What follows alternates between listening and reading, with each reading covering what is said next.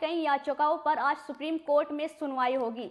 संशोधित वक्फ कानून का मकसद मुस्लिम वक्फ की संपत्तियों को प्रबंधन को पारदर्शी बनाना है। इस कानून के बचाव में 6 बीजेपी शासित राज्यों ने भी इसमें शामिल होने की मांग की। वहीं सुनवाई से पहले सहारनपुर से सांसद इमरान मसूद का बड़ा बयान सामने है। क्या कुछ कहा उन्होंने बयान देते हुए, सुनिए। हुआ है लिस्टिंग के लिए, मेरी भी रेट उसमें है, तो अब सुप्रीम कोर्ट ही तो संरक्षक है संविधान के, कस्टोडियन सुप्रीम कोर्ट ही है ना। तो सुप्रीम कोर्ट में जा रहे हैं, अब कानूनी पहलू हैं सारे, हमारे वकील पहुंचेंगे, सब देखते हैं क्या होगा। सवाल यह है कि कितना उम्मीद आप लोगों को, क्योंकि उस कानून को बनाने में भी सांसदों की भूमिका होती है और बतौर सांसद आपने सुप्रीम कोर्ट में चुनौती भी दी है, हालांकि आप अभी विपक्ष में सांसद हैं।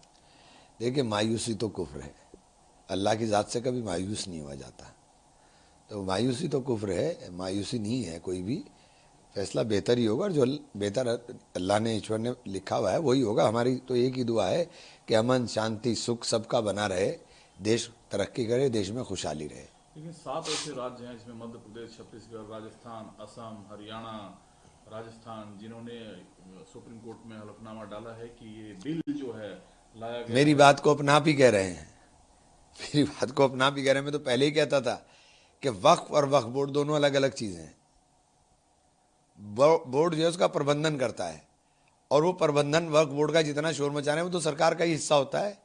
अब वो सरकार की पैरोकारी करने के लिए आ रहे हैं, तो आप खुद ही जवाब दे रहे हो ना। आप क्यों इतना शोर मचा रहे थे कि वक्फ ये कर लेगा, वक्फ ये कर लेगा? वक्फ तो आपके अधीन ही है। अब वक्फ बोर्ड आपके, आप ही की वजह से आपकी पैरोकारी के अंदर आ गया ना, तो हमारे सवाल का जवाब खुद मिल गया। वो तो कह रहा है कोर्ट में के लिए है आप। मैं भी तो यही कह रहा हूं, बोर्ड तो अब वो बोल रहा है जो सरकार बोल रही है, बोर्ड वो बोल रहा है जो सरकार बोल रही है। तो हम पहले ही कह रहे हैं कि बोर्ड जो है वो सरकार के नियंत्रण में ही था। आप दूसरे के ऊपर मत फोड़िए, ठीक रहा है, आप ही के नियंत्रण में था, आप ही के तो नियंत्रण में था, आप ही के नियंत्रण में आकर के वो बोल रहा है।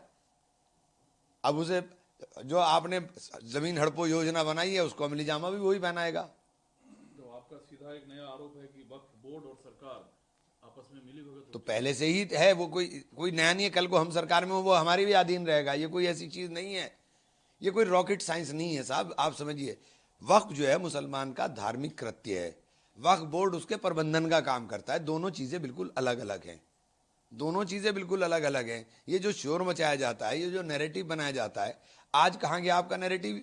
क्यों आ रहा है वक्फ बोर्ड? अगर वक्फ बोर्ड के पास इतनी शक्तियां थी, इतना ताकतवर था, इतना सब कुछ था वक्फ बोर्ड के पास, तो आपकी पैरोकारी करने क्यों आ रहा है वक्फ बोर्ड? तो वो इतना स्वायत्त था। अगर ये जो बिल है ये वक्फ बोर्ड को दुरुस्त करने के लिए है या जो धार्मिक ये तो ध्वस्त करने के लिए और नफरत फैलाने के लिए है। ये जमीनों के जो लोगों ने कब्जाई हुई हैं, उनको लीगलाइज करने के लिए रास्ते खोल दिए उनके लिए, कि वो रास्ते खुल जाए उनके लिए।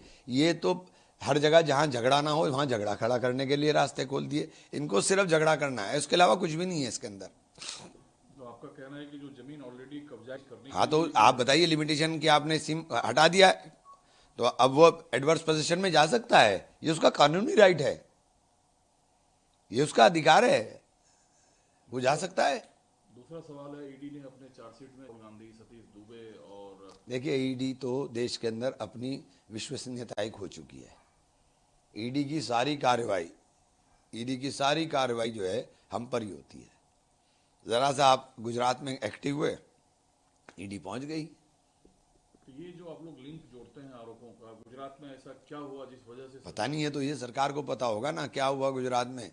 ऐसा कि आपने एक फटाफट इधर रॉबर्ट वाड्रा साहब को भी समन, उधर राहुल जी और सोनिया जी के भी खिलाफ चार्जशीट, अभी और पता नहीं कितने लोगों के खिलाफ चार्जशीट और मुकदमे और छापे होंगे, ये तो आपको पता होगा। दूसरा सवाल ये है कि हरियाणा में जो रॉबर्ट वाड्रा से कल 6 घंटे पूछताछ की गई, आज भी उन्हें बुलाया गया। लगातार पूछताछ हो रही है, लगातार उन्होंने 23,000 पन्नों के डॉक्यूमेंट भी पेश कर चुके हैं। कितनी बार पूछताछ करेंगे, कितनी बार बुलाएंगे, यही हो रहा है बस, और क्या हो रहा है। एक रिपोर्ट है जिसमें करती है जेल का व्यवस्था क्या है, न्यायिक सहायता सरकार कैसे पहुंचाती है। भारत के सभी राज्यों में दक्षिण के 5 राज्य अव्वल पाए गए हैं, उत्तर भारत के राज्य काफी पीछे हैं और बंगाल सबसे नीचे है। देखिए, ये तो बहुत खराब परिस्थिति है। मतलब ये उत्तर प्रदेश हो या बंगाल हो या कोई सा भी राज्य हो, जो नागरिक के अधिकार हैं उनका संरक्षण होना चाहिए बतौर नागरिक। अब दिक्कत क्या है, नागरिकों के अंदर भी अगर आप जाति धर्म देख करके उनके लिए अलग मानक तय करेंगे, तो निश्चित रूप से ये देश के लिए घातक है। लेकिन नागरिक के लिए बंगाल में क्या हो रहा है? मैंने ये सब स्टेट्स के अंदर ये बात किरण कही। रिजिजू ने कहा कि मैंने- ममता बनर्जी जानबूझकर भड़का रही हैं लोगों को। देखिए बंगाल के ऊपर आप इतना फोकस कर रहे हो, इतना फोकस आपने संभल पे भी किया, जहां 5 लोगों को सीधे पुलिस ने गोली मारी और पुलिस ने उन्हीं के लोगों को जेल भेज दिया। इससे ज्यादा अंधेरगर्दी की मिसाल नहीं हो सकती है कि उन्हीं के लोग मरे, वही जेल गए। गोली किसकी लगी? गोली पुलिस की लगी। अब जब आप लोग कानूनी लड़ाई, आज फिर कांग्रेस मुख्यालय पे प्रदर्शन, ईडी दफ्तर के बाहर, तो प्रदर्शन में भी हासिल क्या होगा? नहीं, प्रदर्शन पर भी रोक है।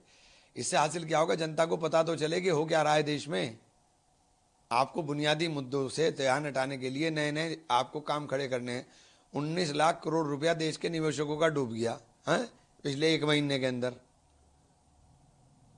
और आप किस कान पे जू नहीं रेंगती। तो क्या है? मर कौन रहा है? मर तो आम आदमी रहा है, आम नागरिक रहा है ना। देखिए 2 बजे का लगा हुआ है लिस्टिंग के लिए। मेरी भी